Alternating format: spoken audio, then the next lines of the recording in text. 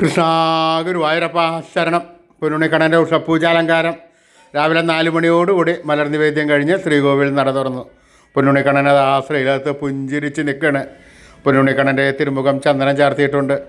നെറ്റിയിലൊരു സ്വർണ്ണഗോപിക്കുറി അണിയിച്ചിട്ടുണ്ട്. ചെവിയിൽ ചെവിപ്പൂക്കൾ വെച്ചിട്ടുണ്ട്. മാറത്തൊരു സ്വർണ്ണ തിലകവും ഒരു സ്വർണ്ണമാലയും ചാർത്തിയിരിക്കുന്നു. പൊന്നിൻ കിങ്ങിണി കെട്ടി പട്ടുകോണകമെടുത്ത് ഒരു പീതാംബരപ്പട്ടും പച്ചപ്പട്ടും കൂട്ടിക്കെട്ടി ഞൊറിഞ്ഞെടുത്തിട്ടുണ്ട്. കയ്യിൽ ഓടക്കുഴലും താമരയുമുണ്ട്.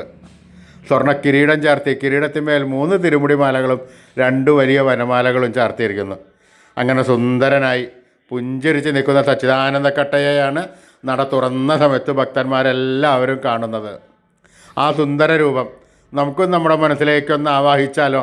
എല്ലാവരും കണ്ണനെ നല്ലപോലെ പ്രാർത്ഥിച്ച് നമ്മുടെ മനസ്സിൻ്റെ ഉള്ളിലേക്ക് ആവാഹിച്ച് അവിടെ പ്രതിഷ്ഠിച്ച് കണ്ണൻ്റെ തൃക്കാൽക്കൽ വീണ് നമസ്കരിക്കുക. ഹരേ ഗുരുവായൂരപ്പ ശരണം.